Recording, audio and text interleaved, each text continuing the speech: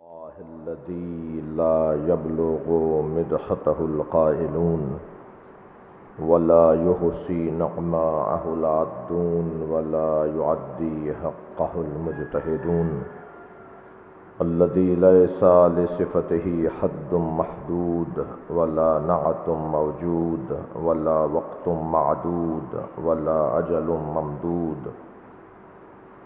فترى الخلائق بقدرته ونشر الرياح برحمته والصلاة والسلام على الرسول المسدد المصطفى العمجد المحمود الأحمد سيدنا ومولانا ومولى الكونين جد الحسن والحسين عاني والقاسم محمد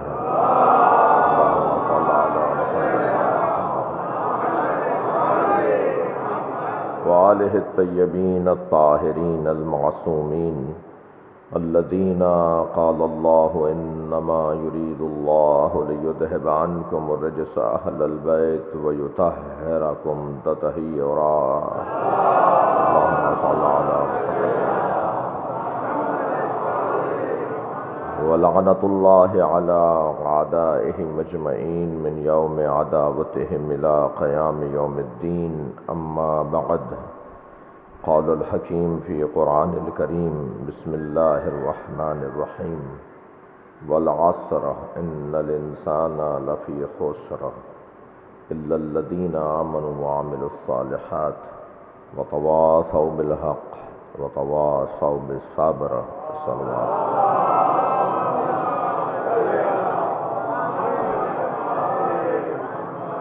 سورہ مبارک والعصر ابتدائی بیان اور ایک وسیع اور ایک سمندر مانند سورہ ہے جس کے اوپر غور کریں تو معارف مفاہیم اور انتہائی قیمتی پیغامات اس میں سے ہمیں نصیب ہوتے ہیں۔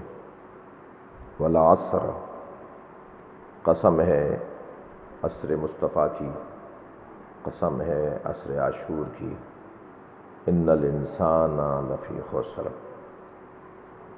بتحقیق انسان اس میں جمع ہے، اس میں جنس ہے، ہر انسان کی بات ہو رہی ہے، مگر آدھی آیت پڑھ کر عقیدہ نہیں بنایا جا سکتا، پورا قرآن پڑھنے کے بعد ہی عقیدہ بنے گا۔ ایک آیت اپنی جگہ ہادی ہے، مگر یہ بھی ذہن میں ہو کہ ایک آیت دوسری آیت کی تفسیر کرتی ہے۔ ہر آیت اپنی جگہ آیت ہے، مگر کچھ آیات محکمات ہیں اور کچھ آیات متشابہات ہیں۔ اگر یہ تشخیص دیے بغیر کسی بھی آیت کو اپنے لیے آخری بات مان لی، ایک آیت کو، اور دوسری آیت جو اس کی تفسیر کرتی ہو اس سے عدم علم ناشنائی ہوئی تو کسی بھی بندگلی میں کسی بھی الجھن کا شکار ہو سکتے ہیں۔ مثلا قرآن پکار کے کہہ رہا ہے ید اللہ فوق ایدیہم، اللہ کا ہاتھ ان کے ہاتھوں پر ہے۔ مثلا قرآن مجید اللہ کے عرش پر بیٹھنے کی بات کر رہا ہے۔ الرحمن علی العرش استویٰ، رحمان عرش پہ بیٹھا ہوا ہے، تو عرش پر رحمان کا بیٹھنا یعنی کسی اور جگہ پر نہ ہونا، عرش کے علاوہ جو جگہ ہے وہاں نہ ہونا۔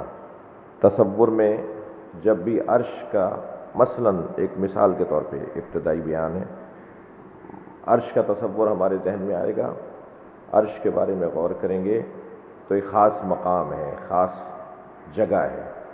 مثلا وسیع و کرسی کا تذکرہ، اس کی جو کرسی ہے وہ کہیں ہے، تو اگر وہ رحمان عرش پہ بیٹھا ہے تو مثلا معاذ اللہ زمین پہ نہیں ہے، مثلا وہ کسی اور جگہ پہ نہیں ہے، تو اس کو کیسے سمجھیں گے؟ اس کے لیے ہمیں اور آیات کی ضرورت ہے۔ ہمیں قرآن مجید کی دوسری آیات سے جو آیات محکمات ہیں ان سے سہارا لینا ہوگا۔ هو الذی انزل علیک الکتاب، وہ اللہ جس نے، اے میرے حبیب، وہ اللہ جس نے آپ پر کتاب کو نازل کیا۔ هو الذی انزل علیک الکتاب، وہ اللہ جس نے اے حبیب آپ پر کتاب کو نازل کیا، فیہ آیات محکمات، وہ کتاب جو آپ پر نازل کی گئی ہے اس میں آیات محکمات ہیں، ہن ام الکتاب، اور وہی اصل کتاب ہے، وہی اصل کتاب ہے۔ اہل دقت بیٹھے ہیں، قانون سے آشنا لوگ بیٹھے ہیں، دستور جب آپ اپنے انجمن اپنے ٹرسٹ کا لکھتے ہیں یا مثلاً پاکستان کا دستور ہے تو اس میں کچھ قوانین اصلی ہیں، کچھ ان کی تشریحیں ہیں۔ وہ جو اصلی قوانین ہیں وہ بھی قانون ہے، وہ تشریح بھی قانون ہے، مگر وہ تشریح پابند ہیں ان اصلی قوانین کی، اور وہ اصلی قوانین حاکم ہیں ان تشریحات پر۔ تو ایسا نہیں ہو سکتا کہ ہم تشریحات کو تو لے لیں اور اصلی چیز سے غافل ہوں، یا اصلی چیز کو ذہن میں رکھے بغیر تشریح کی تشریح کر بیٹھے۔ تو یہ جو اللہ قرآن کی آیات کو دو حصوں میں تقسیم کر رہا ہے، ہن ام الکتاب، یہی اصل کتاب ہے، وہ قوانین یہ ہیں، وَأُخَرُ مُتَشَابِهَاتٌ، اور دوسری چیزیں ہیں جو ان کی تشریحیں ہیں، وہ محتاج تشریح ہیں، وہ مطالبہ کرتی ہیں کہ کوئی اور آیت انہیں سمجھائے۔ اصل بحث جو کل سے جڑی ہوئی ہے، کل سے میں پیوست کروں اپنی گفتگو کو، وہ ہے انسان کی تعریف۔ کل گفتگو کسی حد تک شروع بھی نہیں ہوئی کہ انسان کیا ہے، انسان کی تعریف کیا ہے، انسان کہتے کسے ہیں۔ جو کل تشریف فرما تھے وہ دو چار جملے تکراری برداشت فرمائیں، جو تشریف نہیں لائے تھے ان کے لیے بات اور روشن ہو جائے گی۔ ہر چیز کی ایک تعریف ہے، اور تعریف کی بھی تعریف ہے۔ آپ اپنے اطراف میں جس چیز کو بھی تصور میں لے آئیے اس کی ایک تعریف ہے۔ جی آپ کی میری بھی تعریف ہے، ہر شخص کی، ہر وجود کی، ہر شے کی تعریف ہے۔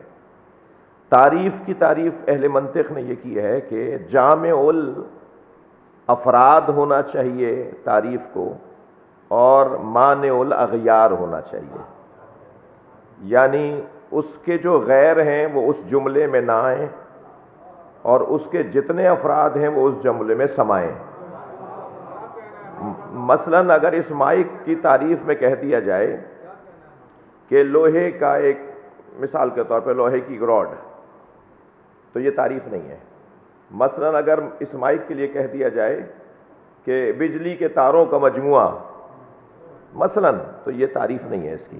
ہمیں کوئی ایسا لفظ بولنا پڑے گا جو اس کے سارے کام اس ایک جملے میں سمائیں، اور جو اس کے کام نہیں ہیں وہ اس میں نہ آئیں، تو پھر وہ تعریف کہلائے گی۔ تو اب اس انداز سے اگر تعریف کو ہم سمجھیں، تعریف کی تعریف کو سمجھیں، تو خود تعریف کرنا بہت مشکل ہے۔ یعنی میں، اللہ کرے میری بات میرے بچوں تک جائے، تعریف کرنا بہت مشکل ہے۔ بہت سے لوگ، یہ ہم جو محاوروں میں تعریف بولتے ہیں، فلاں کی تعریف ہو رہی تھی، یہ صحیح بولتے ہیں، یہ یعنی لفظ صحیح بولتے ہیں، تعریف کرنا بہت مشکل ہے۔ بھائی تم اسے جانتے ہو جو اس کی تعریف کر رہے تھے، جو جسے جانتا نہیں اس کی تعریف کیسے کر سکتا ہے؟ ہمارے ہاں مشکل یہ ہے، ہمارا ماحول اس مشکل میں ہے کہ جب تک کوئی انسان کسی، یہ تم اپنے آپ کو نہیں جانتے تو تم اپنی تعریف نہیں کر سکتے تو کسی اور کی تعریف کیا کرو گے؟ اچھا یہ لفظ آ گیا ہے تو ایک لفظ اور سن لیجئے، تعریف کے ساتھ ایک لفظ اور ہے، تعارف۔ تعریف اور ہے، تعارف اور ہے۔ میں اگر اپنے منہ سے کچھ یہ بولنے لگوں کہ میں یہ اور میں وہ، تو محاورتاً اسے تعریف کہا جاتا ہے، لیکن ہمیشہ یہ تعریف نہیں ہوتی، بلکہ کبھی کبھی یہ تعارف بھی ہوتا ہے۔ اور جو اپنے آپ کو پہچانتا ہو وہی حق رکھتا ہے کہ اپنا تعارف کروائے۔ یہ دربار یزید میں جو امام سجاد نے خطبہ دیا کہ میں مکے کا بیٹا ہوں، میں منی کا بیٹا ہوں، میں حرم الہی کا بیٹا ہوں، میں صفا و مروہ کا بیٹا ہوں، یہ امام اپنی تعریف نہیں کر رہے تھے، اپنا تعارف کروا رہے تھے۔ صلوات پڑھیں گے محمد و آل محمد۔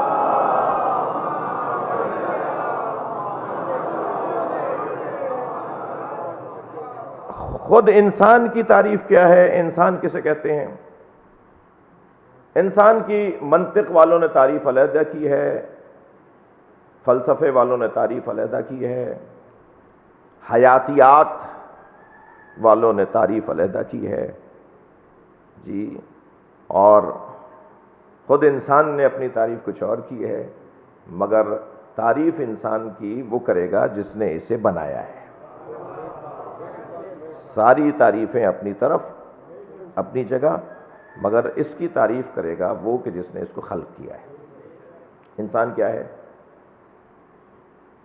انسان الانسان ہوا حیوان ناطق، اہل منطق کی تعریف۔ انسان سمجھدار حیوان، جی سمجھدار حیوان۔ الانسان ہوا حیوان ناطق، سمجھدار انسان۔ سمجھدار انسان جو سمجھدار ہو وہ سمجھا بھی ہے یا نہیں؟ تو جب تک وہ سمجھے گا نہیں انسان کیسے کہلائے گا؟ صرف الفاظ کی بحث نہیں ہے، یعنی وہ سمجھنے کی صلاحیت رکھتا ہے تو آپ نے اسے انسان بول دیا۔ الانسان ہوا حیوان ناطق، یہ سمجھدار جانور ہے، سمجھدار حیوان ہے، سمجھنے کی صلاحیت رکھتا ہے، تو انسان کیسے ہوا؟ انسان تو تب ہوگا جو سمجھنے کی صلاحیت رکھتا تھا اس پہ عمل کر کے سمجھ کر دکھائے۔ جب وہ سمجھ کر دکھا دے گا تب انسان کہلائے گا۔ اب اس مرحلے پر پہنچنے کے لیے کوئی 70 سال کا دورانیہ گزار دے گا، کوئی دنیا میں آنے سے پہلے ہی اس مرحلے پر ہوگا۔ تو اب یہ دونوں انسان برابر نہیں ہیں۔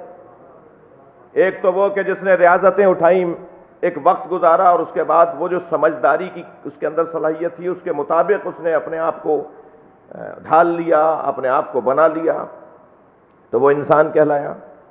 میں اسے اگر تمثیل کے اندر کہوں تو مثلا حضرت شہباز قلندر بنا، حضرت عبداللہ شاہ غازی بنا، مثلا حضرت مالک اشتر بنا۔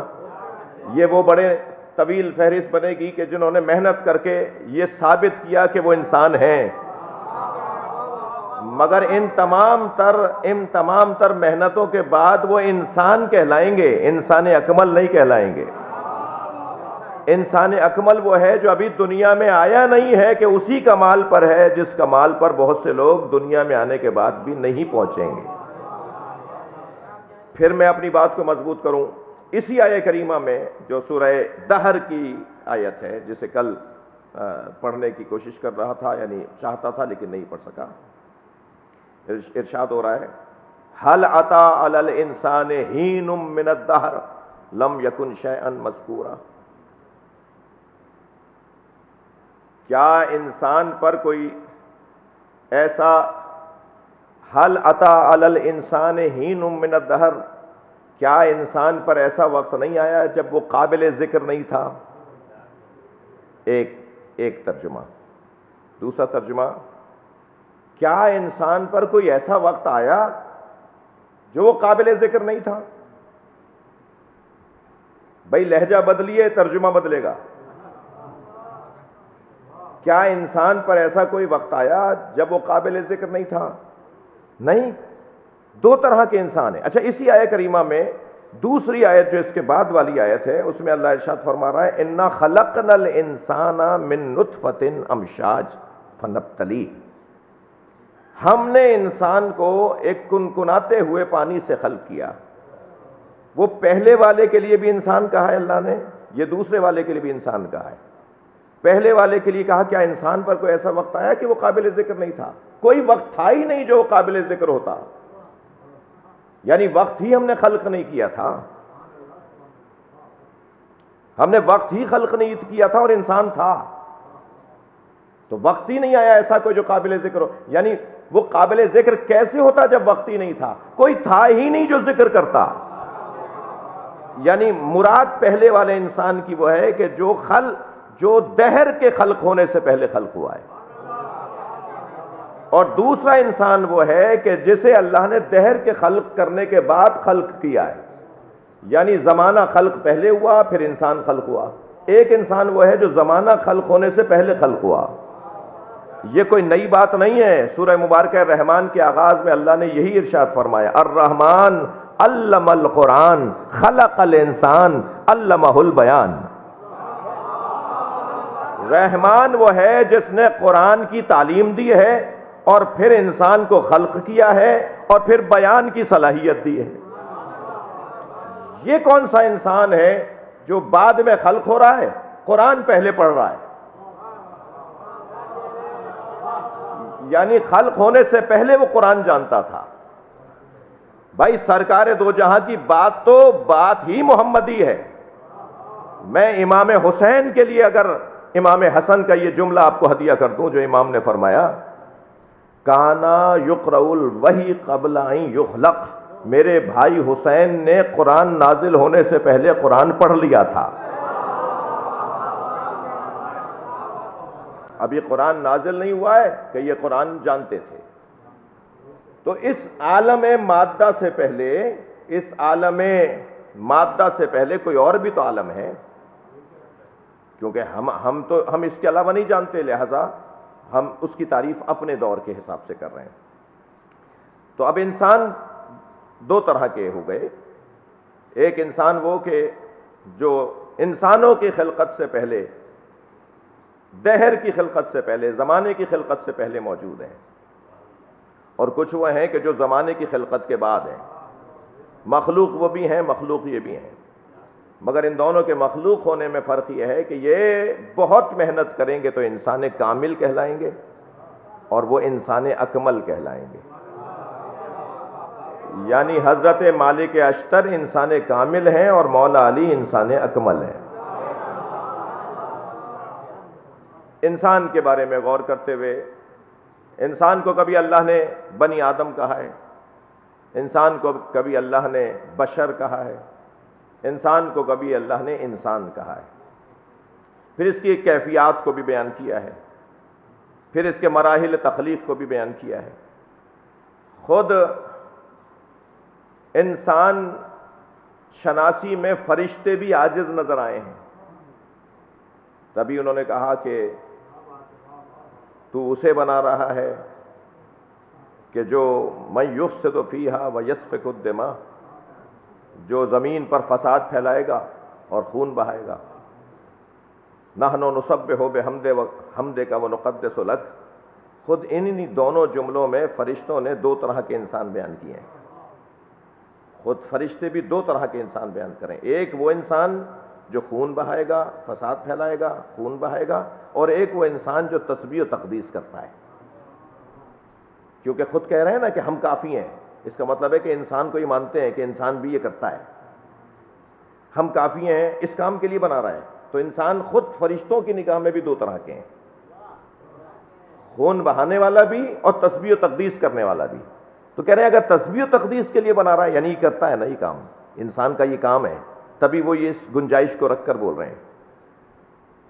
فرشتے بھی نہیں پہچان پا رہے کہ انسان ہے کیا، خود انسان بھی نہیں جانتا اپنے آپ کو کہ یہ کیا ہے۔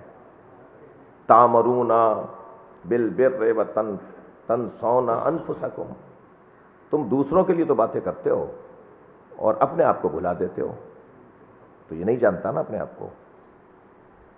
جن جو ہزاروں سال پرانی مخلوق ہے، جن وہ نہیں جانتی انسان کو، تبھی تو شیطان نے کہا خلقتہ من طین وخلقتنی من نار، اسے تو نے مٹی سے بنایا ہے، مجھے آگ سے بنایا ہے۔ یہ جن بھی نہیں پہچانتا انسان کو، انسان بھی نہیں پہچانتا انسان کو، جی فرشتے بھی نہیں پہچانتے انسان کو، پھر کون بتائے گا کہ انسان کون ہے؟ اب اللہ بتائے گا کہ انسان کون ہے۔ لہذا انسان کی تعریف میں الانسان ہوا حیوان ناطق نہیں کہا جائے گا، بلکہ الانسان ہوا حیوان ناطق حامد بولا جائے گا۔ وہ انسان کہ جو سمجھدار ہے اور اپنی سمجھداری کا ثبوت دیتا ہے، وہ انسان ہے۔ اس انسان کے لیے، اس انسان کو پہچاننے کے لیے ہمیں یا قرآن کا سہارا لینا ہوگا یا ہمیں قرآن سمجھانے والے کا سہارا لینا ہوگا۔ میں لفظ اور بہتر کرتا ہوں، نبی کو اللہ نے 2 معجزے عطا کیے ہیں، ایک معجزے کو قرآن کہتے ہیں اور ایک معجزے کو علی کہتے ہیں۔ قرآن اور علی نبی کے 2 معجزوں کا نام ہے۔ یہ جو سورہ رحمان کی ابتدائی آیت ہے نا، الرحمن علم القرآن خلق الانسان علمہ البیان، میں مرور کر رہا تھا، دوبارہ دیکھ رہا تھا چیزوں کو، مطالب کو، تو ایک حسین منظر مجھے نظر آیا کہ الرحمن سے مراد اللہ، علم القرآن قرآن۔ یہ جو علم القرآن ہے، یہ قرآن کس کو پڑھایا اس نے؟ اسے محمد مصطفیٰ کہا جاتا ہے۔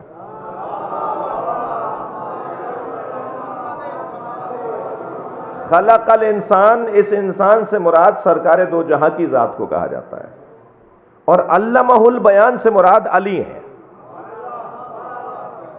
یعنی ہم نے بیان کی صلاحیت عطا کی ہے۔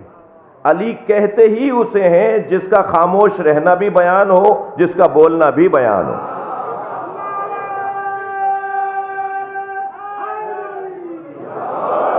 اچھا، قرآن بھی بیان، مولا علی بھی بیان۔ بیان اس وقت تک، لفظ بیان میں نہیں سمجھ سکوں گا جب تک کہ اس کی ضد کو تلاش نہ کروں۔ بیان کی ضد ہے ابہام، جی ابہام، اسی لیے جانور کو بہیمہ کہتے ہیں۔ آپ اس کی رسی چھوڑ دیجئے، کبھی دائیں جائے گا، کبھی بائیں جائے گا، کبھی اس کے کھانے میں منہ مارے گا، کبھی اس کے دروازے پہ جائے گا، اسے پوچھیں گے یہاں کیوں جا رہے ہو تو اسے نہیں پتا، یہاں کیوں آ گئے اسے نہیں پتا، یہ کیوں کھا رہے ہو اسے نہیں پتا۔ جس کی زندگی میں ابہام ہی ابہام ہو، الجھنے ہی الجھنے ہوں، اسے اپنی زندگی کے مقصد کا ہی پتہ نہ ہو، اسے بہیمہ کہا جاتا ہے۔ اور جس کو اپنی زندگی کا ہدف پتہ ہو، جسے اپنی زندگی کے رستے پتہ ہو، وہ انسان کہلائے گا، اس کی زندگی میں بیان ہوگا۔ ہمیشہ بیان زبان سے نہیں دیا جاتا، جی میری اور آپ کی کہ ما فی الضمیر کو بیان کرنے کے لیے تو ہم زبان کا استعمال کرتے ہیں، مگر کچھ ہستیاں ایسی ہیں جو خاموش رہیں بھی تو بیان ہے۔ 25 سال تک مولا علی کی خاموشی سے بڑھ کر اور کیا بیان ہوگا؟ ایسا روشن بیان ہے وہ کہ جس سے آج تک دنیا استفادہ کر رہی ہے۔ توجہ چاہوں گا، اب یہاں قرآن تبیان لکل شیء، تبیان ہے، بیان ہے۔ مولا علی فرماتے ہیں انی لعلی بینۃ من ربی، میں اپنے رب کی طرف سے ایک روشنی اور وضاحت دینے کا ذریعہ ہوں۔ میرا کام وضاحتیں دینا ہے، میرا کام روشن کرنا ہے مطالب کو، مسائل کو۔ ادھر قرآن وہ کتاب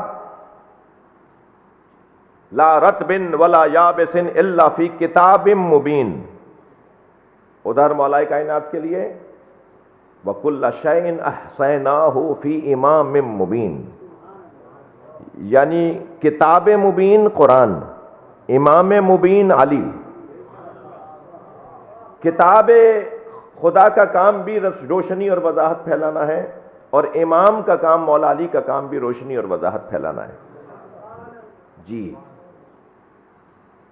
اس آیت سے جس سے میں استفادہ چاہ رہا تھا، هو الذی انزل علیک الکتاب فیہ آیات محکمات ہن ام الکتاب اخر متشابہات فاما الذین فی قلوبہم زیغ فیتبعون ما تشابہ منہ۔ توجہ دیکھیے، قرآن کی تقسیم کی ہے نا اللہ نے، یہ قرآن کی آیات کی تقسیم ہے نا، کہ آیات محکمات اور آیات متشابہات۔ تو قرآن تو اقوال کا مجموعہ ہے نا، تھوڑی گردن ہلائیے اگر بات جاری ہے تو۔ جی قرآن تو آیات کا مجموعہ ہے نا، قرآن الفاظ کا مجموعہ ہے نا، تو الفاظ اقوال کی پیروی کو اتباع نہیں کہتے، اطاعت کہتے ہیں۔ اگر اس الفاظ والے قرآن کی پیروی اللہ کروا رہا ہے تو اللہ کو یہاں قاعدتاً یہ لفظ ہونا چاہیے تھا، البتہ بے قاعدگی یہ ہوگی جو میں کہہ رہا ہوں، جو اللہ کہہ دے وہی قاعدہ ہے، میں تو صرف سمجھنے کے لیے بات کر رہا ہوں۔ الفاظ اقوال کی پیروی کو اطاعت کہا جاتا ہے، اعمال کی پیروی کو اتباع کہا جاتا ہے۔ قرآن الفاظ کا مجموعہ ہے نا، ہن ام الکتاب اخر متشابہات فاما الذین فی قلوبہم زیغ فیتبعون، کیوں ہے پھر یہاں؟ بات گئی، بات پہنچی؟ فیطیعون ہونا چاہیے تھا، جن کے دلوں میں زنگ لگ گیا ہے وہ اطاعت کرتے ہیں آیات متشابہات کی۔ اتباع کا لفظ کیوں ہے؟ اتباع کا لفظ تو اعمال میں ہے، افعال میں ہے۔ پھر یہ کون سی کتاب ہے کہ جو افعال کے ذریعے سے سمجھ میں آ رہی ہے؟ یہ الفاظ کا مجموعہ قرآن نہیں ہے، یہ اہل بیت کے کردار کا مجموعہ قرآن ہے۔ فَيَتَّبِعُونَ مَا تَشَابَهَ مِنْهُ ابتغاء الفتنہ و ابتغاء تعویلہ۔ کتنی روشن بات ہے کہ ایک گھڑے میں میٹھا پانی ہو اور دوسرے میں کڑوا، اور کوئی شخص کڑوے گھڑے سے پانی پیے۔ میرے معصوم امام ارشاد فرماتے ہیں ہم اہل بیت کی تعلیمات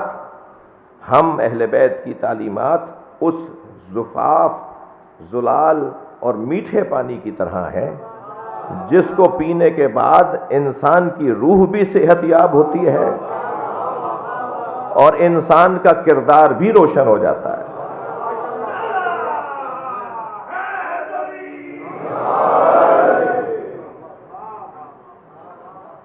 تو اب انسان یعنی انسان کامل اور انسان اکمل، انسان یعنی انسان نما اور انسان حقیقی، یہ انسان کی تقسیمات ہوں گی۔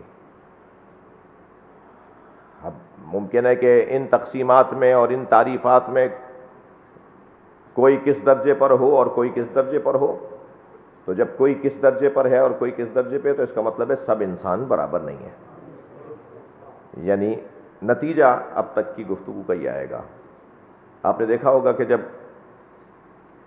فصل تیار ہو جاتی ہے تو کاشتکار ایک لکڑی پہ قمیص چڑھا کے اسے کھیت میں گاڑ دیتا ہے تاکہ جانور یہ سمجھیں کہ انسان کھڑا ہے۔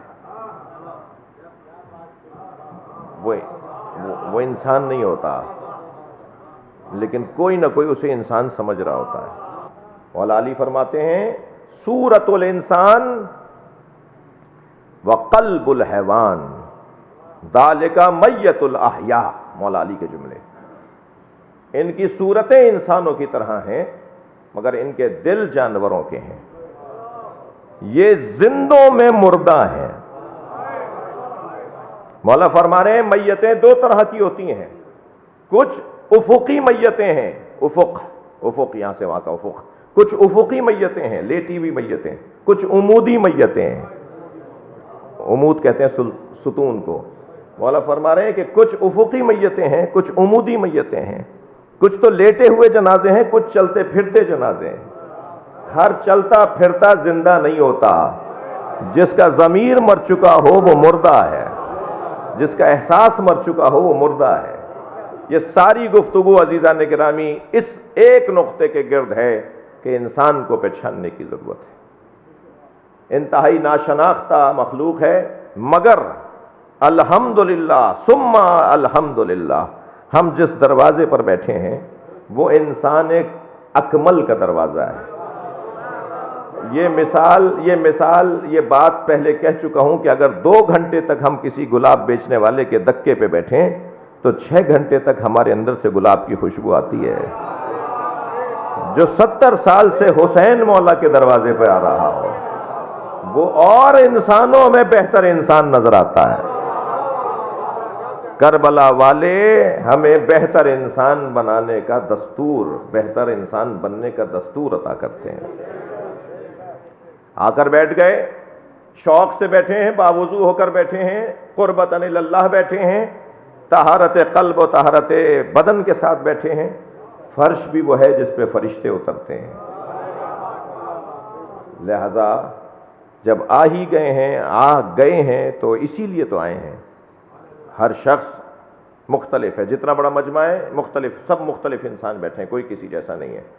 مگر ہر شخص اپنے آپ کو بہتر انسان بنانا چاہتا ہے، اور بہتر انسان جب بنے گا جب انسان اکمل سے دوستی ہو جائے گی، اور یہ انسان اکمل کے دروازے پہ مجمع خود کو بہتر انسان بنانے کا شوق ظاہر کر رہا ہے۔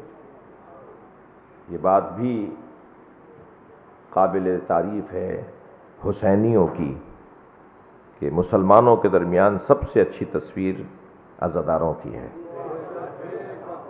پوری دنیا میں آپ غیر مسلموں سے پوچھیے، سائٹس بنی ہوئی ہیں، لوگ اپنے احساسات اور جذبات ڈال رہے ہیں ان سوشل میڈیا اور اس آج کے میڈیا کے اوپر کہ جو عزادار حسین ہیں وہ اچھے انسان ہیں۔ جی، یہ رو رو کر اپنا دل نرم بناتے ہیں۔ دل نرم نہ ہو تو نماز بھی نماز خاشعین، صلاۃ خاشعین نہیں ہوتی۔ دل نرم نہ ہو تو روزہ بھی صوم الصائمین نہیں ہوتا۔ ساری بات حج بھی اس وقت تک لطف نہیں دے گا جی جب تک کہ دل نرم نہ ہو۔ دل کا آمادہ ہونا، امتحان اللہ قلوبہم للتقوی، یہ جو قرآن کہہ رہا ہے نا کہ ہم نے دلوں کو آزمانے کے لیے سارے کام کیے۔ اس وقت ہم جب مجلس میں بیٹھے ہیں تو اس کا سب سے اولا اور اعلیٰ مقصد مجلس کا، اب تک جو میں بولتا آیا ہوں اس میں سے آپ کو کسی کو بہت سو کو اختلاف ہو سکتا ہے کہ یہ بات نہیں مانتے، ہم یہ بات نہیں سمجھ رہے، یہ نہیں ماننا چاہتے، مگر اب جو بولنے جا رہا ہوں اس پر کسی کو کوئی اختلاف نہیں ہے۔ اس پہ سب متفق ہے کہ حسین کو کربلا میں پیاسا مارا ہے۔ فضائل اور یہ والا جو دورانیہ ہے یہ دل کو نرم بنانے کا دورانیہ ہے۔ لہذا معصوم نے فرمایا ہے یا ابن شبیب، مولا رضا، جب غم دنیا تمہیں گھیر لے، جب پریشانیاں تمہارے گرد حلقہ بنانے لگیں، جب تمہاری زندگی کی الجھنیں بڑھنے لگیں تو یبن شبیب پھپ کے للحسین، تو میرے جد پر گریہ کر لینا، تمہاری پریشانیاں دور ہو جائیں گی۔ صاحب نفس مطمئنہ کا تذکرہ وہ دلوں کو اطمینان عطا کرنے کا ذریعہ ہے۔ ساری عبادتوں ہمارے اچھے مسلمان ہونے، اچھے انسان ہونے کے لیے کون سی چیز بنیادی حیثیت رکھتی ہے؟ وہ ہے دل کا نرم ہونا، اور دل کے نرم کرنے کے لیے بہترین ذریعہ اس پر رونا ہے جس پہ رونا فطرت کے مطابق ہے، اس پہ رونا ہے جس پہ رونا سنت مصطفیٰ ہے، اس پہ رونا ہے جس پہ حضرت آدم روئے ہیں۔ اچھا، شہادت کے بعد رونا بدعت، شہادت سے پہلے رونا کیسے جائز؟ امام حسین کی شہادت کے بعد رونے والوں کو اگر بدعتی کہا جا رہا ہے تو ایک روایت نہیں ہے سنی شیعہ کتابوں میں کہ امام حسین کی شہادت سے پہلے بھی تو کوئی رویا ہے۔ اگر شہید زندہ ہوتا ہے اور زندہ پر رویا نہیں جاتا تو شہید ہونے سے پہلے بھی تو زندہ ہیں، پھر کیوں رو رہی ہیں جناب زہرا؟ میرے مولا نبی نے کتنا گریہ کیا ہے حسین کو گود میں لے لے کر۔ اور پیچھے جائیے، حضرت نوح نے حضرت امام حسین پہ گریہ کیا ہے، حضرت ابراہیم نے امام حسین پہ گریہ کیا ہے، حضرت آدم تو فرماتے ہیں کہ یا اللہ جب میں محمد کہتا ہوں تو مجھے سرور ملتا ہے، جب میں علی بولتا ہوں تو میری آنکھوں کو ٹھنڈک ملتی ہے، جب میں فاطمہ کہتا ہوں تو میرا دل مضبوط ہوتا ہے، جب میں حسن بولتا ہوں تو میرے ذہن کو سکون ملتا ہے، مگر جب حسین بولتا ہوں تو آنکھوں میں آنسو آ جاتے ہیں۔ اجرکم علی اللہ، اجرکم علی اللہ۔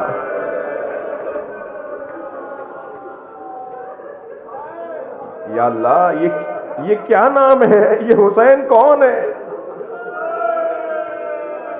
حضرت آدم حضرت احدیت سے اللہ سے سوال کر رہے ہیں یہ کون ہے حسین؟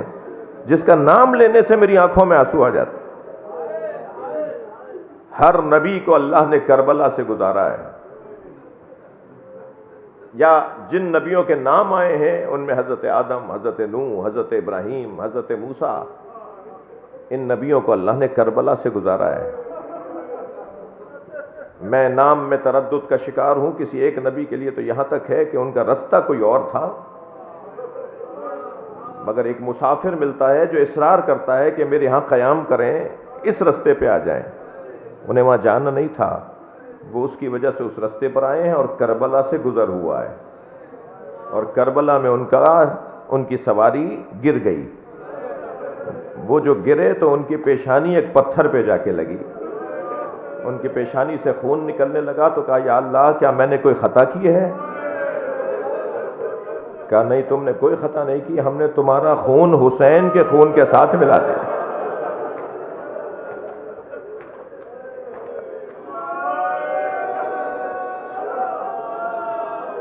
اجرکم علی اللہ.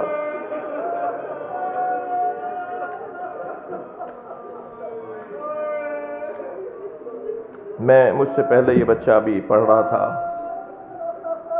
تو ایک بات ذہن میں آ رہی تھی کہ کیا تاثیر، کیا اثر ہے اس ذکر میں، کیا کیا ہے امام حسین نے. مصیبتیں تھک گئیں، حسین نہیں تھکے. کتنا بڑا انسان ہے، انسان اکمل.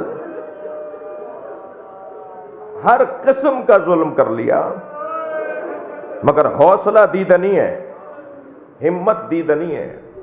ایسی ایسی مصیبتوں پر خود تنہا ہیں مگر سب کو حوصلہ دے رہے ہیں. وہ سیاہ پوست جان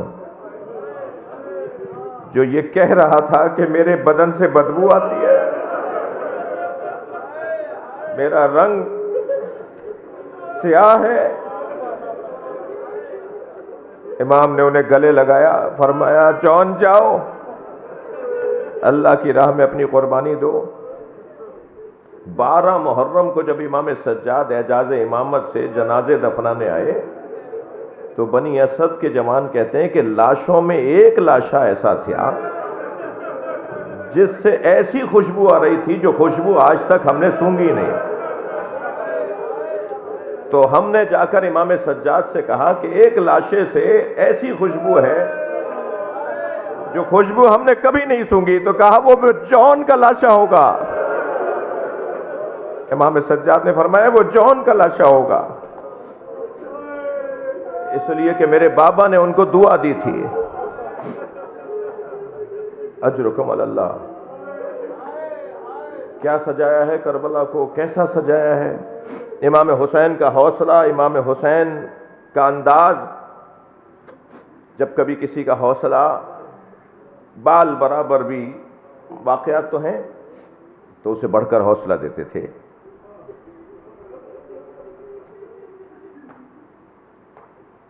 عبداللہ ابن وہب کلبی نے جب آ کے اجازت مانگی تو امام نے فرمایا نا تم ابھی کچھ دن پہلے ہی تو تمہاری شادی ہوئی ہے.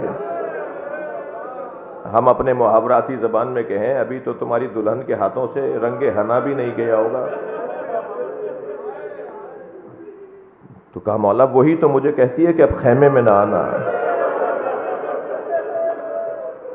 وہ میری ماں در خیمہ پہ کھڑی ہے، وہ کہتی ہے کل قیامت میں فاطمہ زہرا کو کیا منہ دکھاؤں گی. میرا بچہ بچ گیا، زہرا کے بچے مارے گئے. دونوں بیویاں سامنے آ کے کھڑی ہو گئیں. امام نے فرمایا کیا چاہتی ہیں آپ، کیا کہنا چاہتی ہیں. تو عبداللہ ابن وہب کلبی کی زوجہ نے کہا کہ مولا میں چاہتی ہوں میرا شوہر آپ پہ قربان ہو جائے، بس آرزو میری ایک یہ ہے کہ میرے سامنے، آپ کے سامنے یہ مجھ سے وعدہ کریں کہ میرے بغیر جنت میں نہیں جائیں گے. امام نے فرمایا اس کا وعدہ حسین کرتا ہے، اس کا وعدہ تم سے حسین کرتا ہے، تمہارے بغیر یہ جنت میں نہیں جائے گا. کربلا میں یہ واحد بی بی ہے جو عاشور کے دن شہید ہوئی ہے. خواتین میں یہ بی بی عاشور کے دن شہید ہوئی ہیں. اور جب ان کے سر پہ گرز لگا نا تو اپنے شوہر کے برابر میں گرتی بھی بولنے لگیں حسین نے وعدہ پورا کر دیا، اب ہم دونوں ساتھ جا رہے ہیں جنت میں. کیا حوصلہ ہے. اور کہنے لگی ایک وعدہ اور میرے سامنے، ایک بات اور ان سے مجھے کرنی ہے. آپ کے سامنے ایک بات ہو کہ جب یہ شہید ہو جائیں تو مجھے اجازت ہو کہ میں زینب کے خیمے میں چلی جاؤں. امام نے فرمایا تم میری بہن کے خیمے میں کیوں رہنا چاہتی ہو؟ کہ مجھے احساس ہے کہ جب مرد مار دیے جائیں گے تو عورتوں کو اسیر بنایا جائے گا، مگر زینب کی طرف کوئی دیکھے گا نہیں، اس لیے کہ وہ نبی ذاتی ہے، علی کی بیٹی ہے، میرا پردہ محفوظ رہے گا. امام کی آنکھوں میں آنسو آ گئے. اس کا وعدہ حسین نہیں کرتا، اس کی ضمانت حسین نہیں دیتا. اے زوجہ وہب، اگر تم 11 محرم کو ہوتی تو دیکھتی زینب چادر مانگتی رہی مگر کسی نے زینب کو چادر لا کے نہیں دی.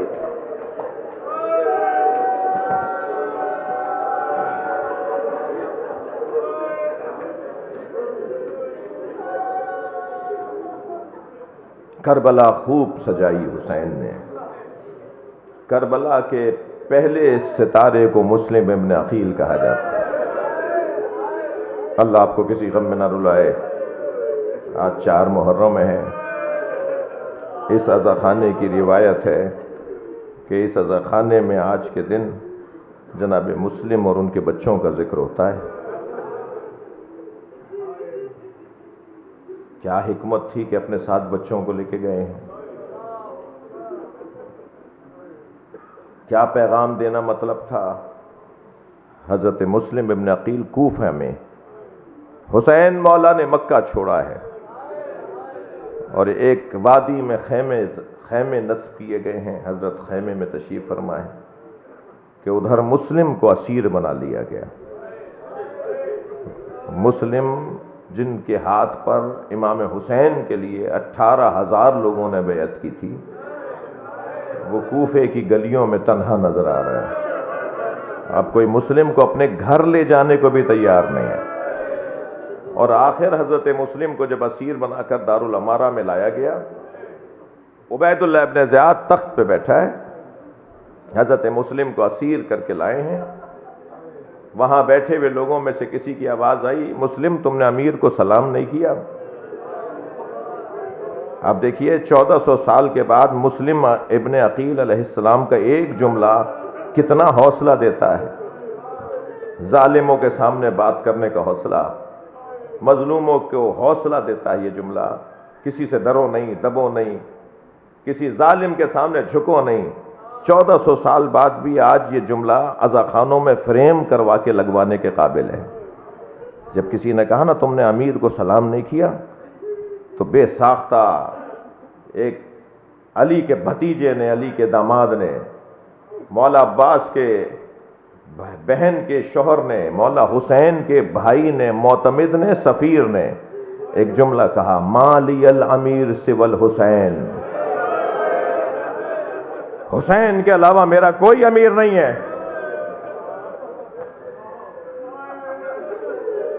کہ مسلم کوئی آرزو ہو تو کہو. حضرت مسلم نے وصیتیں فرمائی اور وصیتوں کے بعد فرمایا کہ مجھے پیاس لگی ہے، کوئی پانی پلائے گا. ایک شخص نے کٹورا بھر کے پانی کا دیا. آپ نے اپنے دہن سے لگایا، کیونکہ زخمی تھے تو ایک قطرہ دم خون کا ایک قطرہ پانی میں آ گیا. تو اس کٹورے کو واپس کیا، کہا ایک دفعہ اور لا دو.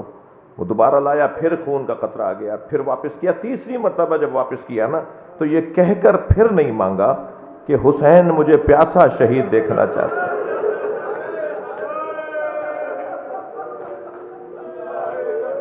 عزادارو، حضرت مسلم کو دارالامارہ کی چھت پہ لے جایا گیا. طے یہ ہوا کہ سر قلم کر کے بدن کو زمین پر پھینک دیا جائے اور کوفے کے شریر بچوں کو تیار کیا. کہ حضرت مسلم کے پیر میں رسی باندھ کر کوفے کی گلیوں میں کھینچیں، اور وہ شریر بچے یہ عمل بہت دیر تک کرتے رہے، اور وہ لاشا کوفے کے چاراہے پہ لٹکا دیا گیا۔ جب دارالامارہ کی چھت سے اجر و کمال، اللہ جو رونے آئے اپنی آوازوں کو آزاد کریں گے، مجھے 2 منزلیں اور لینی ہیں، اللہ آپ کو اس کا اجر و ثواب عطا فرمائے۔ دارالامارہ کی چھت سے جب حضرت مسلم کو شہید کر کے زمین پر پھینکا جا رہا تھا، تو آخری جملہ حضرت مسلم نے کوفے سے مکے کی طرف رخ کر کے کہا، السلام علیک یا ابا عبداللہ، اے میرے مولا حسین، آپ پر میرا سلام۔ امام نے اپنے خیمے سے کھڑے ہو کے جواب دیا، علیک السلام یا اخی مسلم۔ قریب میں حضرت عباس کھڑے تھے، فرمانے لگے، مولا کیا میرا بھائی آ گیا؟ اجر و کمال اللہ، اجر و کمال اللہ، حق ہے ایسے ہی گریہ کرنے کا۔ نہیں معلوم آئندہ سال یہ ہمیں توفیق حاصل ہوگی یا نہیں۔ مولا نے فرمایا، عباس میرے بھائی کو غربت میں مارا جا رہا ہے، کوفے میں میرے بھائی کو تنہا مارا جا رہا ہے۔ فرمانے لگے، مولا مجھے کوفہ پہنچا دیجئے، میرا بھائی اکیلا ہے۔ کہا، عباس ذرا ان 2 انگلیوں کے درمیان دیکھو، یا کہا ذرا اس فضا کی طرف دیکھو۔ حضرت عباس نے کیا دیکھا کہ دارالامارہ سے بدن کو زمین پر پھینکا جا رہا ہے۔ تو ایک مرتبہ انگڑائی لی اور کہا، مولا مجھے پہنچائیے، میرا بھائی اکیلا ہے۔ کہا، عباس ذرا دارالامارہ کے نیچے دیکھو۔ اب جو نیچے دیکھا، کالے برقعے میں ایک بی بی کھڑی ہے۔